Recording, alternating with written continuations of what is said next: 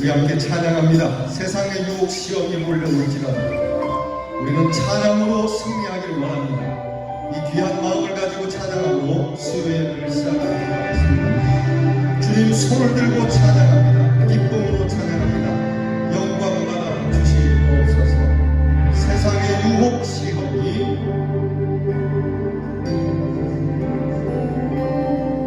세상의 유혹 시험이 내게 몰려올 때에 나의 이루는 그것들 모두 이길 수 없네. 거대한 폭풍 가운데 위축된 나의 영혼 어찌할 바를 몰라 헤매이고 있을 때 세상의 유혹 시험 세상의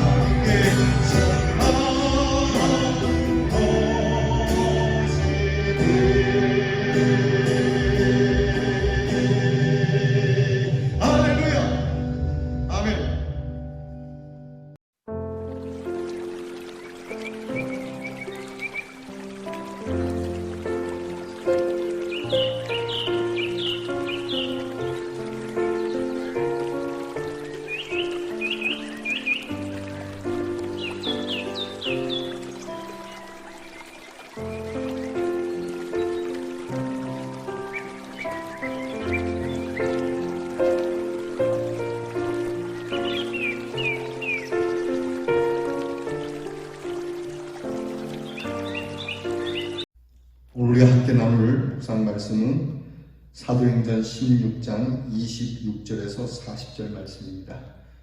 사도행전 16장 26절에서 40절 말씀입니다. 말씀을 찾아서 열어 저와 함께 같이 봉독하기를 원합니다. 사도행전 16장 26절에서 40절 말씀입니다.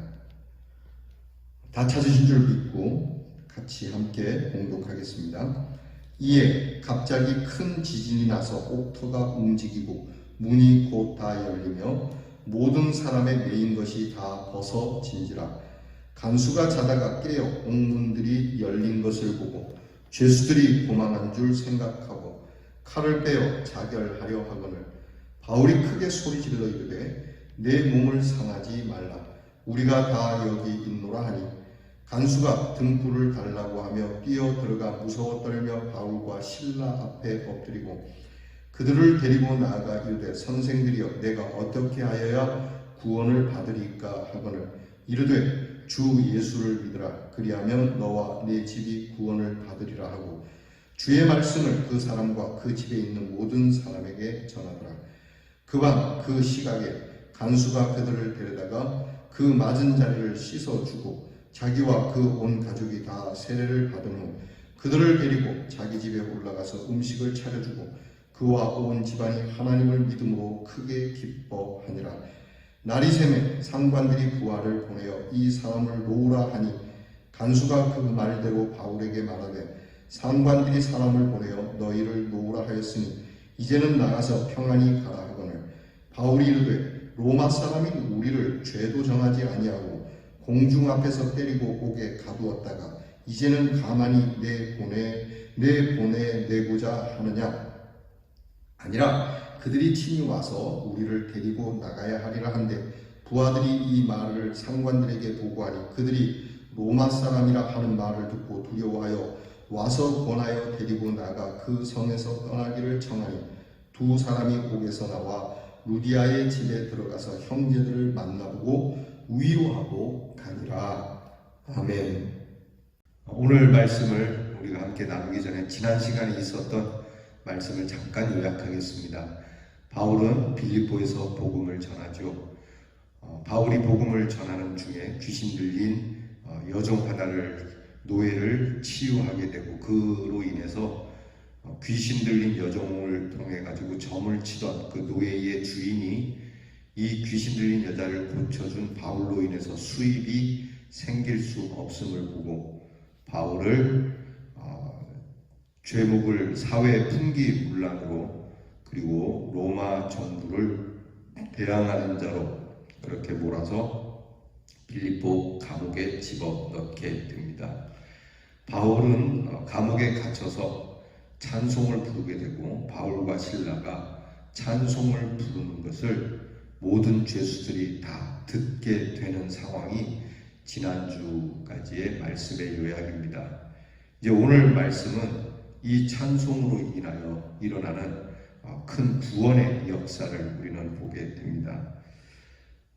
바울이 빌립보에 가서 구원의 사역을 보면 그 세 계층을 구원하는 그러한 사건이 나타납니다. 루디아라고 하는 여인은 상류층에 속한 여인이죠.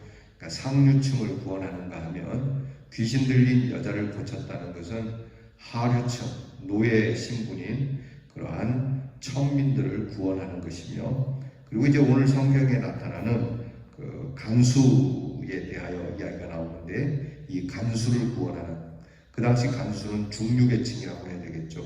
이렇게 하나님의 구원의 사역은 상류층이냐 하류층이냐 중류층이냐 따지지 않습니다. 하나님의 구원의 사역은 인종을 가리지 않습니다. 그러므로 예수 믿는 사람은 어떤 경우에서든지 지연, 학연, 혈연 또는 그 밖에 여러 우리가 사회적으로 갖는 그러한 카테고리로 그러한 묶음을 가지고 구원의 사역을 막으면 안 됩니다. 구원의 사역은 어느 누구도 하나님께서 예외하신 적이 없습니다.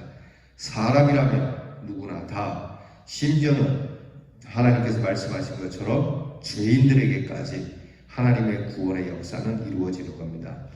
가끔 복음을 전할 때 죄인들은 받을 수 없다. 여러분, 그 죄인이 누굽니까? 우리가 말하는 죄인은 누굽니까? 하나님 앞에 죄인이 아닌 사람이 어디 있습니까? 그러니까 하나님의 말씀을 듣고 용서받고 하나님의 자녀가 되는 일에는 어느 것도 어느 누구도 막을 자가 없는 겁니다. 이것이 하나님의 구원의 사역입니다. 그래서 우리는 땅끝까지 인종을 넘어서, 지역을 넘어서, 이념을 넘어서 우리가 복음을 전할 수 있는 구원의 사람이 되어야 해요. 오늘 성경 본문을 보면 이제 찬송 중에 기적이 나타나게 됩니다. 오늘 보면 기적이 몇 가지로 나타나고 있어요. 첫째는 큰 지진이 일어나고 옥문이 열리는 기적이죠. 그러나 이미 그 전에 바울의 입이 찬송으로 인하여 열리는, 그러니까 옥문이 열리는 기적 전에 바로 바울의 마음이 열리는, 찬송의 입술이 열리는 기적이 먼저 있었고, 그리고 지진과 함께 옥문이 죄다 터지고 열리며 그 다음에 죄수들에게 채워져 있던 착고까지 열리는, 뭐 쇠사슬까지 열쇠를 댄 것도 아닌데, 지진은 날 수 있지 않습니까? 지진이 나서 뭐 흔들리면 옥문도 열릴 수 있다고 하지만 채워진 수갑이나 그리고 채워진 착고가 열릴 리는 없는 것이죠. 그런데 이것까지 열리는 기가 막힌 기적이 일어납니다. 게다가 한 걸음 더 나가서 여기에 이 일로 자결하려고 했던 간수가 구원을 받는 구원의 문이 열리게 됩니다. 사랑하는 성도 여러분, 우리가 이러한 기적이 오늘 우리에게도 있기를 축복합니다.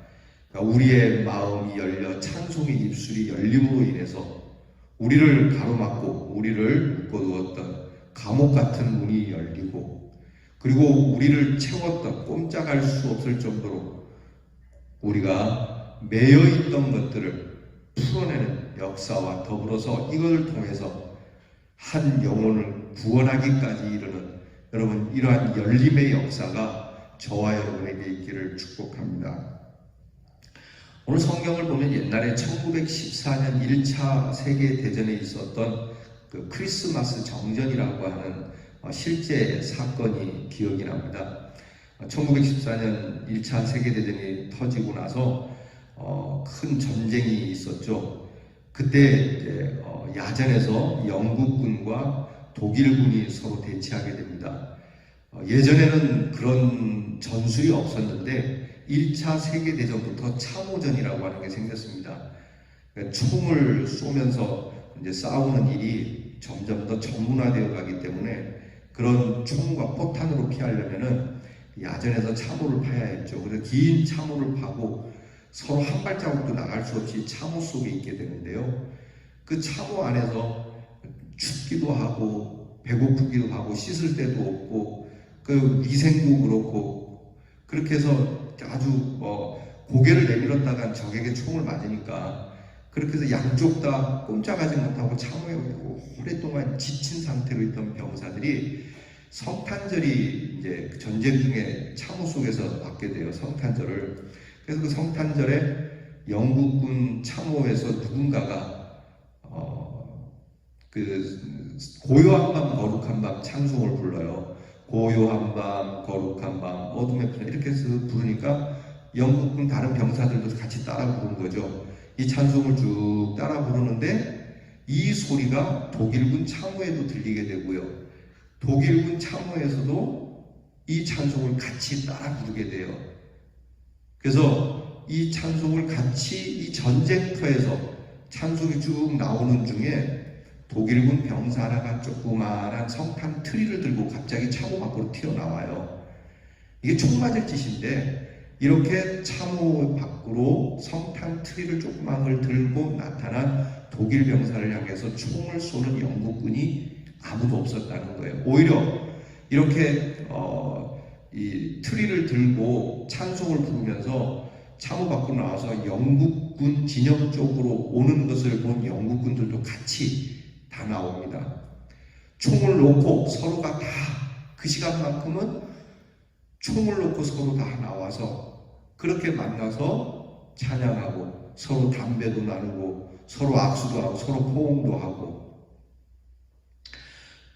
얼마나 이게 참 놀라운 기적입니까? 전쟁터에서 한치 양보도 없는 잔인한 그러한 곳에서 찬송 하나로 적들이 서로 형제가 될 수 있는, 여러분 이게 찬송의 능력 아닙니까? 그래서 이 크리스마스 날과 더불어서 어느 날까지는 서로 싸우지 않았다 그래요.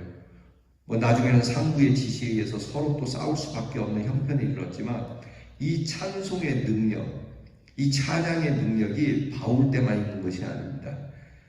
여러분 이것은 1차 대전 때 있었고 지금도 있고 앞으로도 있을 겁니다. 이 찬송의 능력은 우리를 구원하고 우리와 더불어 다른 영혼까지도 구원한다라고 하는 사실을 여러분이 잊으시면 안 됩니다. 그래서 우리는 찬송으로 살아가는 거예요. 한숨보다는 유행가보다는 찬송으로 살아가는 것이죠. 천국이 따로 없는 것이죠. 여러분 감옥에서 지금 바울은 얻어맞고 감옥에서 처참하고 억울한 신세지만 찬송을 불렀어요. 울지 않았어요. 고통의 현장에서 바울은 한탄하지 아니하고 하나님을 찬송했던 것이죠.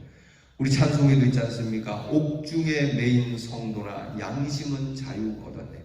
이 시간만큼은 더없이 자유한 거예요. 비록 몸은 갇혀져 있지만 억울하게 매맞고 그렇게 묶여 있지만 그의 신앙의 양심은 더없이 자유한 거예요. 이 자유를 우리가 누릴 수 있는 축복이 있기를 바랍니다. 바울에게서 배우고 싶은 마음이 바로 이런 겁니다. 참 바울 선생님이 존경스러워요. 바울은 이렇게 억울하게 감옥에 들어갔지만 그들을 원망하지 않았어요. 아이 이것들 말이지 내가 사람을 고쳐주었는데 그 주인도 원망스럽고 제대로 재판하지 아니한 이 빌립보의 정치인들도 원망스럽고 심지어 나가서 하나님께서는 왜 이런 일을 겪게 하시는가 원망하지 않는, 그들을 미워하지 않는, 오히려 하나님께 크게 뜨겁게 찬송하는 이 마음을 배우고 싶어요. 여러분 참 어려운 일이겠지만 바울이 이걸 누구에게서 배웠습니까? 예수님에게서 배운 것이죠. 예수 믿는 사람을 죽일 때에 예수님은 바울을 원망하지 않고 오히려 제자로 삼아주고 원수를 예수님의 제자로 삼아주시지 않았습니까? 그것을 생각하면 바울은 이렇게 찬송 부르는 것이 합당할 것이라고 생각했을 거예요. 우리도 그래요. 주님 앞에서 나 같은 죄인 살려주신 주 은혜 놀랍다고 생각한다면 우리가 어려운 형편, 괴로운 형편에 있을지라도 우리가 주님께 찬송할 수밖에 없는 것 아니겠어요? 그러니까 답은 하나예요. 우리가 원망스러운 상황을 만날 때 하나님 앞에 있었던 나를 생각하면 예수님을 거역하고 예수님께 원수가 되어 있었고 예수님을 배반했던 정말 하나님 앞에 추악한 죄인이었던 내 모습을 생각하면 이러한 나를 하나님께서 구원하여 주시려고 우리 주님께서 십자가를 지시고 나를 하나님의 자녀 삼아주시고 영생을 주신 것을 생각한다면 충분히 바울처럼 찬송할 수 있을 겁니다. 그래서 우리는 이것을 극대화해야 될 겁니다. 힘들고 어려운 일이 있죠. 답답한 일이 있고 눈물이 날 때가 있고 정말 원망스러운 마음이 들 때가 있죠. 반드시 있으면 저도 있습니다. 그럴 때 우리는 재빠르게 맞아 내가 이래서는 안 되지, 하나님께서 나를 어떻게 사랑하셨는데라고 생각을 하고 묵상을 한다면 바울처럼 찬송의 자리로 들어갈 수 있게 될 것입니다. 바울에게 배울 수 있는 두 번째는 도망가지 않았다는 겁니다. 지금 감옥문이 열렸어요. 게다가 쇠사슬도 다 풀렸어요. 착고가 다 풀렸어요. 그러면 기회를 이때다 하고 도망갈 수 있지 않겠습니까? 근데 도망가지 않았어요. 궁금한 게 있어요. 예전에 베드로와 요한이 감옥에 갇힌 적이 있습니다.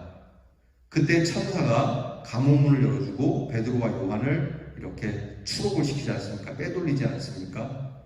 거기 감옥을 지키던 사람들이 베드로와 요한이 없어진지도 모를 정도로 싹 그냥 유유히 빠져나갔거든요.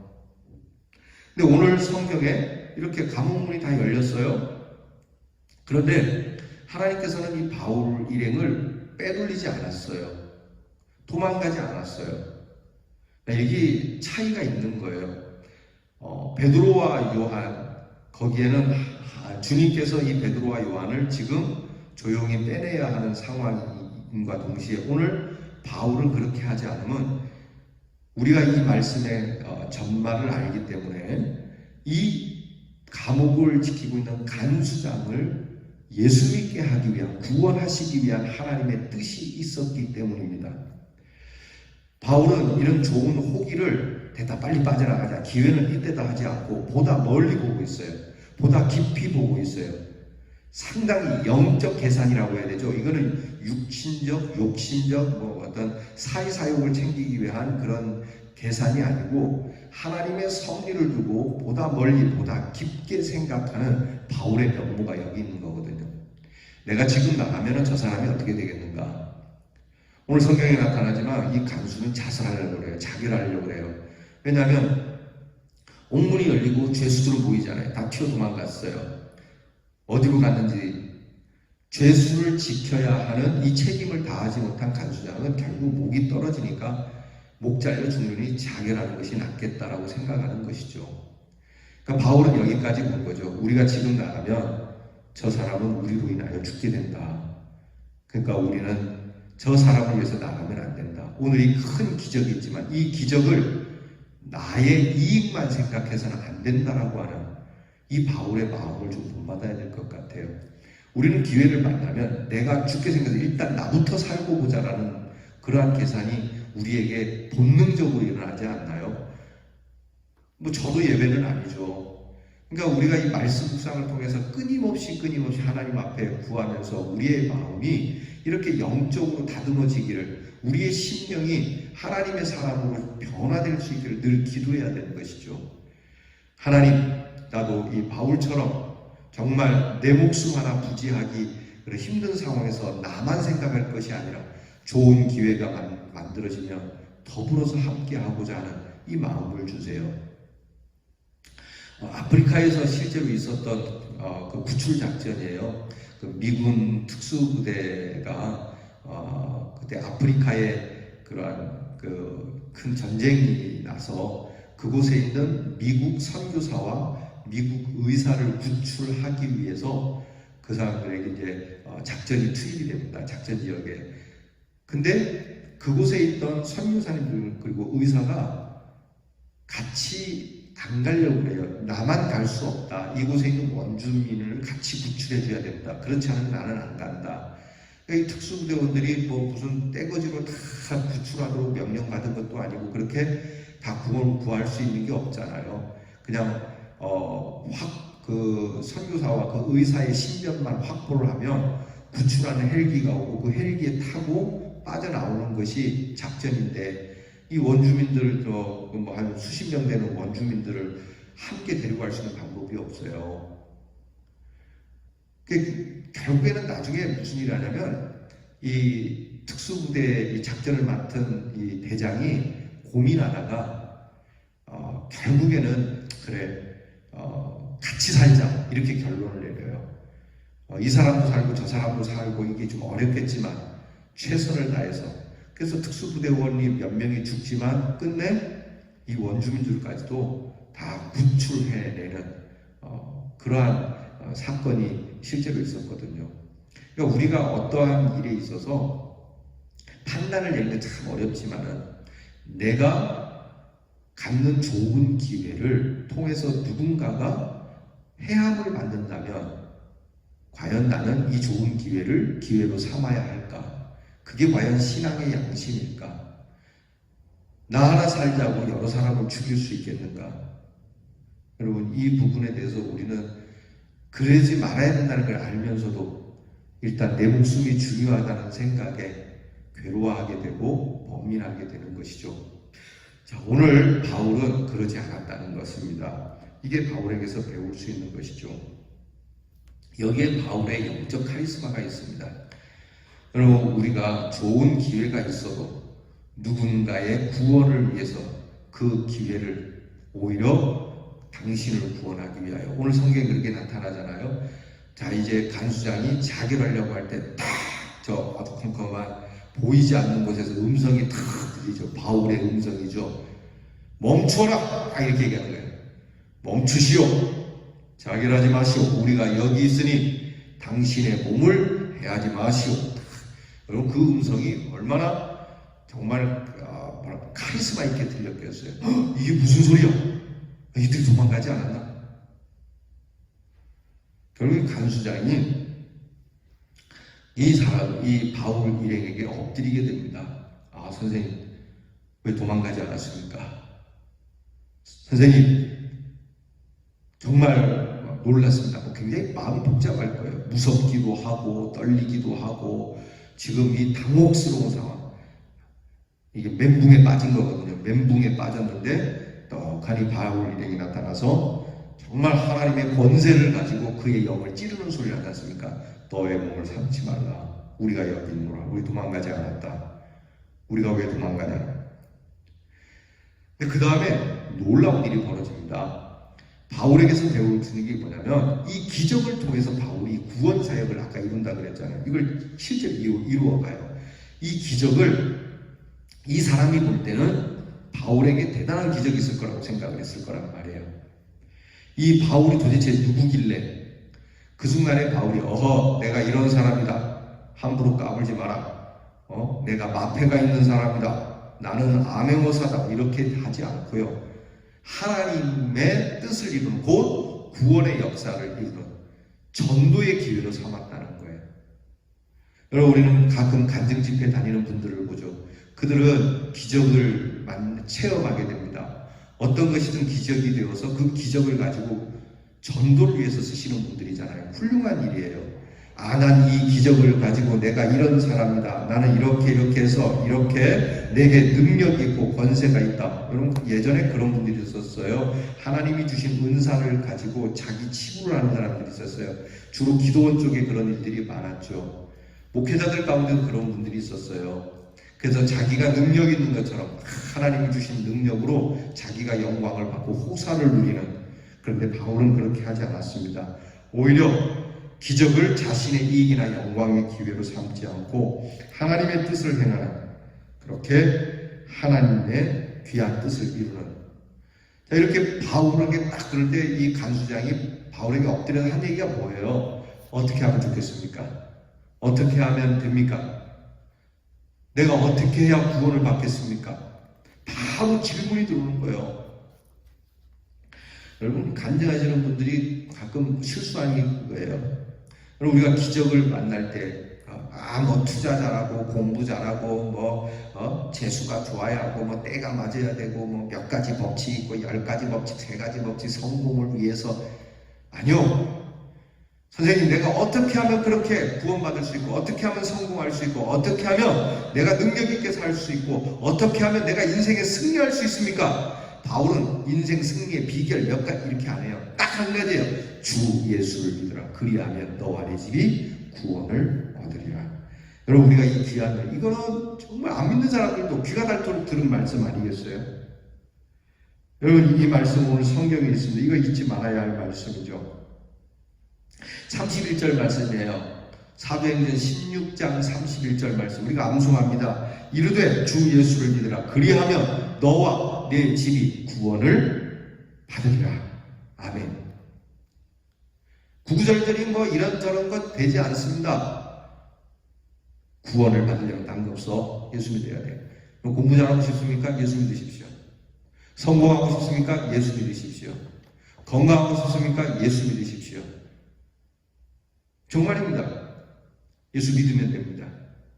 예수 믿으면 공부할 방법이 절로 생겨지게 되고, 지혜를 주시고, 내게 인내를 주시고, 비전을 주셔서 공부할 목적을 알게 해주시고. 여러분, 목적이시 공부하는 자와 목적 없이 공부하는 자는 다릅니다. 머리가 아무리 좋으면 뭐합니까? 주님께서 기회를 주시게 되어 있습니다. 그러니까 가장 원초적인 거예요. 뭐 이런 저런 비결 많이 있겠지만 가장 핵심적, 절대 빼놓을 수 없는 비결, 인생 승리, 인생 구원, 우리 모든 삶의 전인적 구원의 해결책은 예수 믿는 것밖에 없어요. 내가 어떻게 하여야 구원을 받으니까 얻을 수 있겠습니까? 라고 하는 이 간수의 질문에 주 예수를 믿어라. 그리하면 너뿐만이 아니라 너의 집도 구원을 받게 될 것이다. 여러분, 이 바울은 이 간수를 이렇게 복음을 전합니다. 이 간수가 이 바울의 말을 듣고 예수를 믿어요. 그리고 이 간수는 이 바울 일행을 데려다가 어제 낮에 얻어맞은 모든 그 매맞은 자리 상처를 다 치료해주고 식사 제공을 합니다. 그리고 온 집안 사람들에게도 세례를 베풀도록 예수를 믿도록 하게 합니다. 놀라운 사건이죠. 감옥에 갇혔는데 간수장 집안이 예수를 믿게 되는 놀라운 일이에요. 여러분, 우리에게 주어진 이 기적의 기회, 뭐 기적이 꼭 큰 기적은 아니더라도 내가 기적이라고 생각하는 것을 통해서 누군가 예수 믿게 만드는, 믿음이 뜨거워지게 만드는, 하나님을 믿게 만드는 그러한 일로 쓸 수 있는 지혜가 함께하길 바랍니다. 날이 밝으니까 이제 기별이 오죠. 그 정치 빌립보에 바울을 집어넣었던 그 법원이라고 해야 되겠죠. 그러니까 재판했던 그 사람들이 이제 바울을 풀어줘라. 뭐 그만하면 됐다.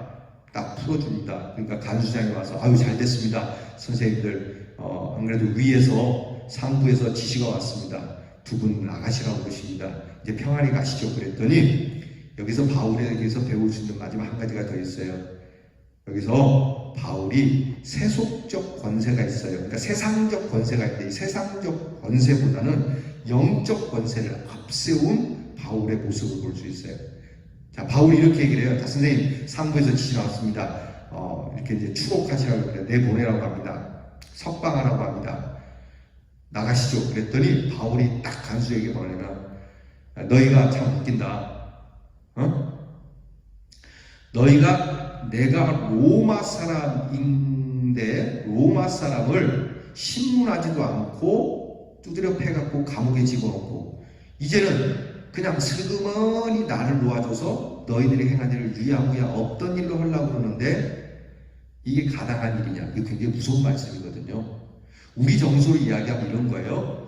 어느 날 양반이 여행을 하는 중에, 조선시대로 여러분 생각하는 게 좀 쉽잖아요. 조선시대에 어떤 높은 그 고관의 아들인 이 양반 자제가 여행을 하던 중에 옷도 남루해지고 뭐 그러니까 뭐 이 양반인지 상놈인지 모를 정도로 그렇게 이제 보이는데 어느 마을에 들어갔더니 이 사람들이 이분이 고관의 자제인지를 모르고 두드려 팼단 말이에요.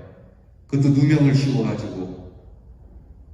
자, 그리고 나서 나중에서야 이분이 어느 고관의 자제라는 사실을 알게 돼요.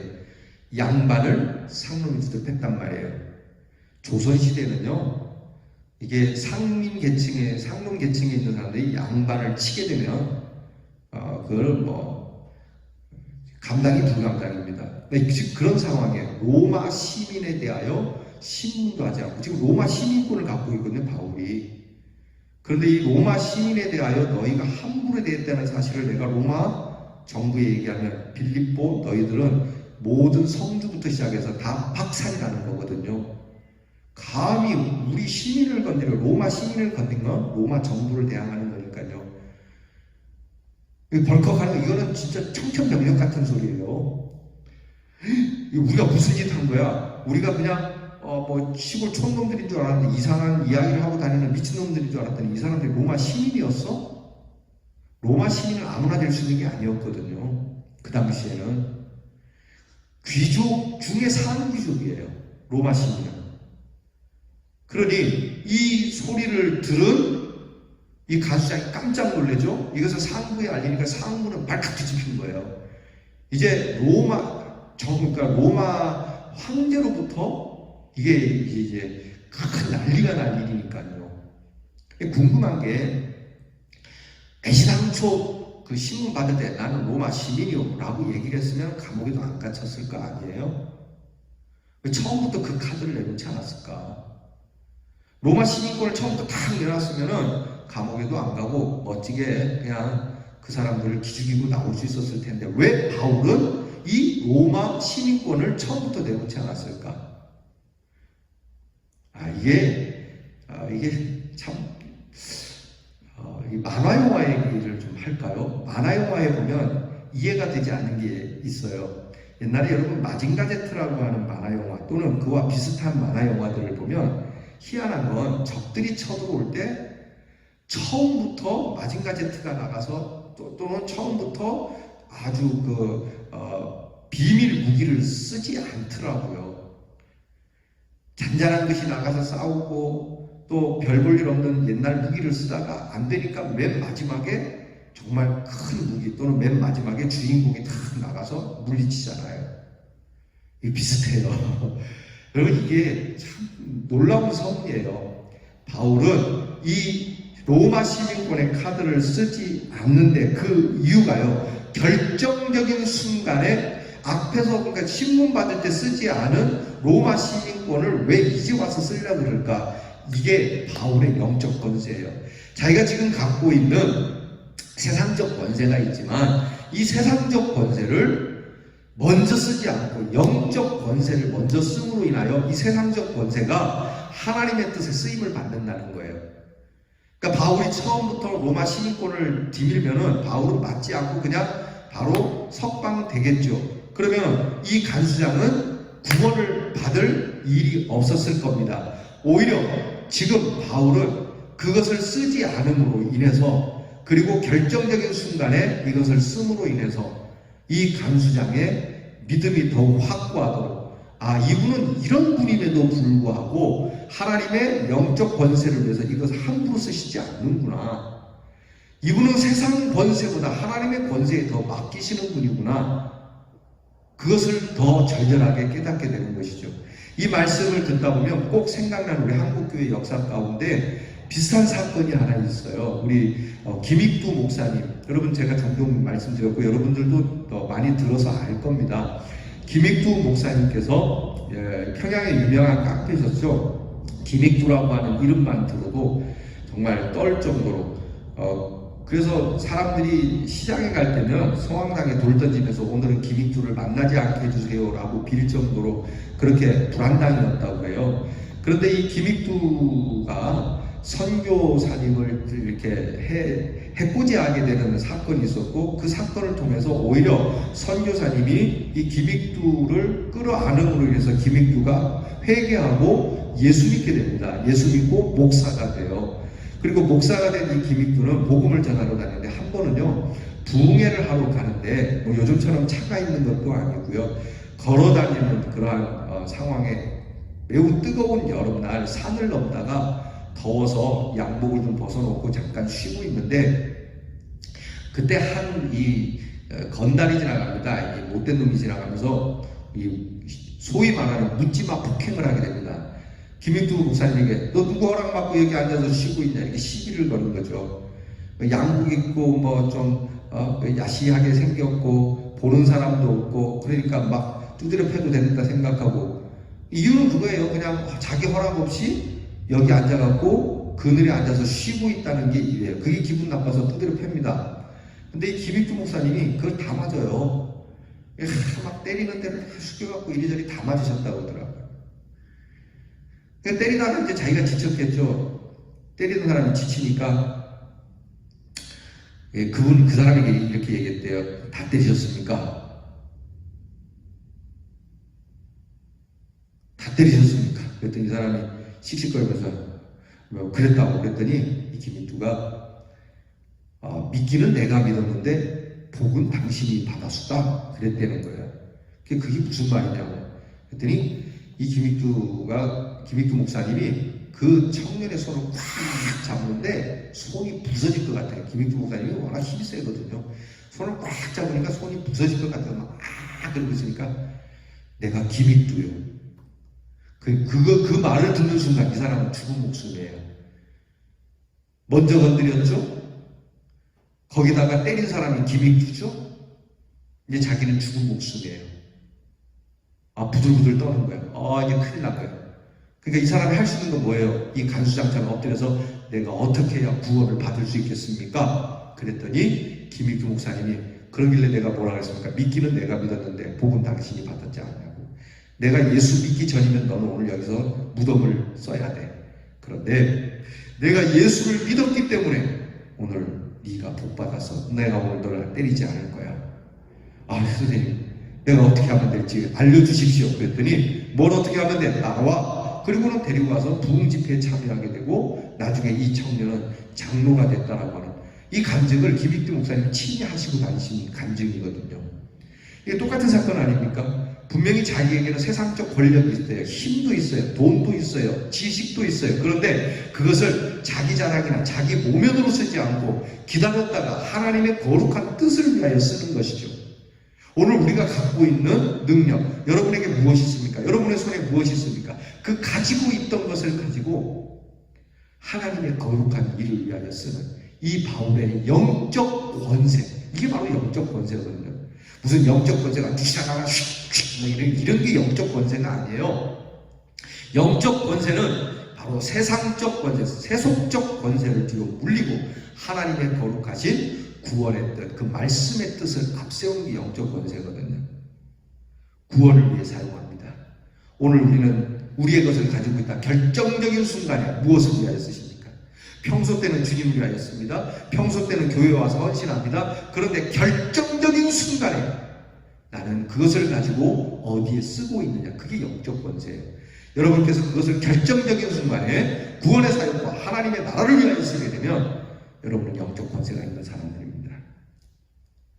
오늘 이 말씀을 통해서 바울은 감옥에서 찬송함으로부터 시작된 이 놀라운 구원의 사역, 여러분 오늘 우리가 찬송하면서부터 이렇게 바울처럼 주어진 곳에서 큰 기적은 아니어도 무엇인가 작은 기적이라도 조그마한 습관 하나 바꾸는 것도 기적입니다. 내가 기적이라고 깨닫는 그 모든 것들을 통하여 여러분 우리가 결정적인 구원의 역사를 위하여 이룰 수 있는, 가까이는 여러분의 자녀에게 믿음을 줄 수 있고 나아가 여러분의 친구들과 이웃들에게 믿음을 줄 수 있는 귀한 일로 쓰임을 받을 수 있기를 주님의 이름으로 축원합니다.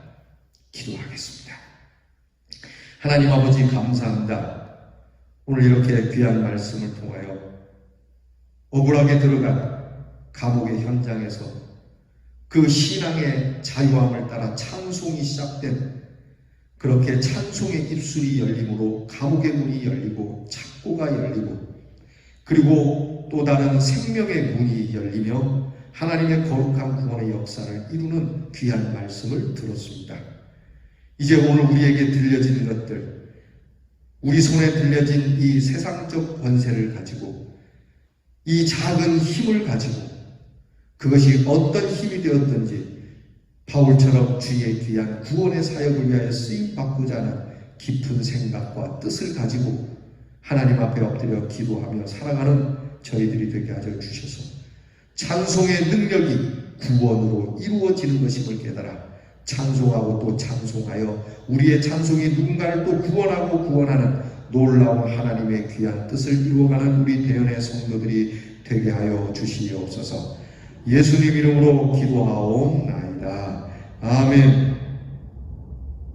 오늘 주신 말씀 우리 생각하면서 어떤 상황 속에서도 찬송의 입을 열면서 우리의 모든 막혀진 것을 여는 것뿐만이 아니라 하나님의 거룩하신 구원의 문을 활짝 여는 믿음의 사람들이 되겠습니다 하는 마음으로 우리 찬양 29장, 79장, 찬송가 79장, 주 하나님 지으신 모든 세계, 우리 찬송가 79장을 부르겠습니다.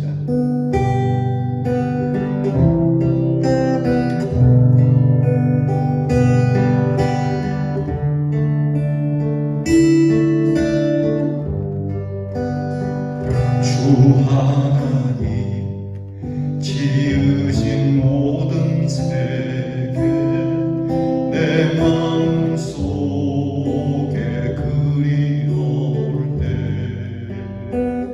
하늘의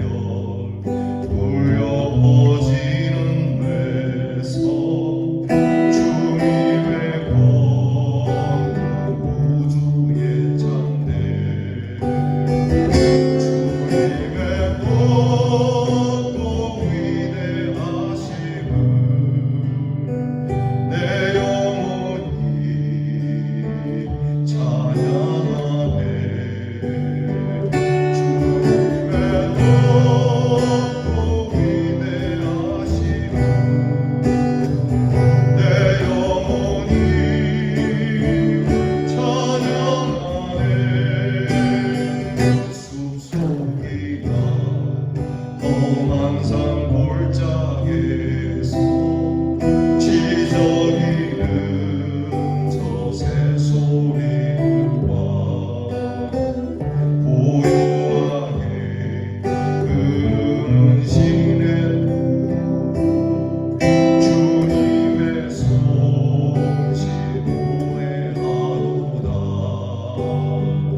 주님의 너무 위대하심을 내 영혼이 찬양하네. 주님의 너무 위대하심을 내 영혼이 찬양하네. 주 하나님 독생자 아낌없이 우리를 위해 보내주셨네.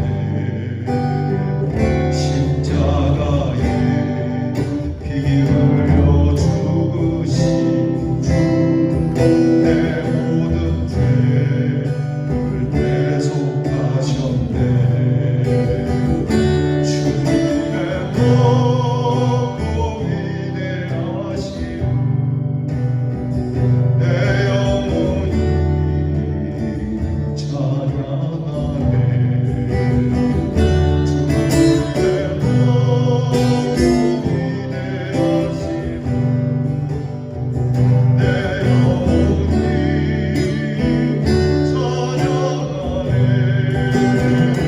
내 주 예수 세상에 다시 올 때 첫 천국으로 날 인도하리.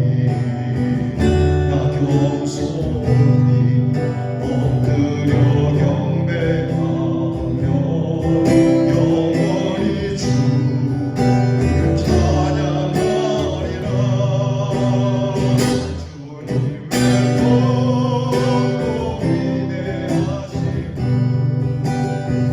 내 영혼이 찬양하네. 주님의 너무 위대하심을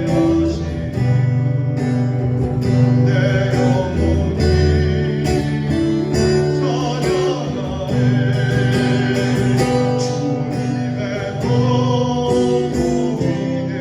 위대하심을 내 영혼이 찬양하네. 주님의 너무 위대하심을 내 영혼이 찬양하네. 내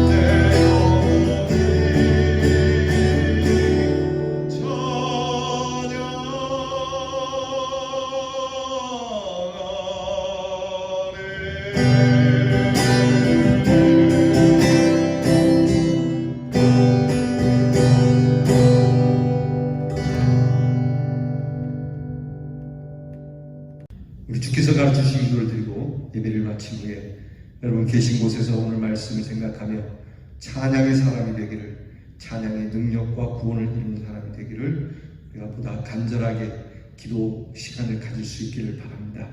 다 함께 주께서 가르치신 기도 드리겠습니다. 하늘에 계신 우리 아버지여, 이름이 거룩히 여김을 받으시오며 나라의 임하옵시며 뜻이 하늘에서 이루어진 것 같이 이 땅에서도 이루어지이다. 오늘날 우리에게 일용할 양식을 주옵시고 우리가 우리에게 죄 지은 자를 사하여 준 것 같이 우리의 죄를 사하여 주옵시고 우리를 시험에 들게 하지 마옵시고 다만 악에서 구하옵소서. 대개 나라와 권세와 영광이 아버지께 영원히 있사옵나이다.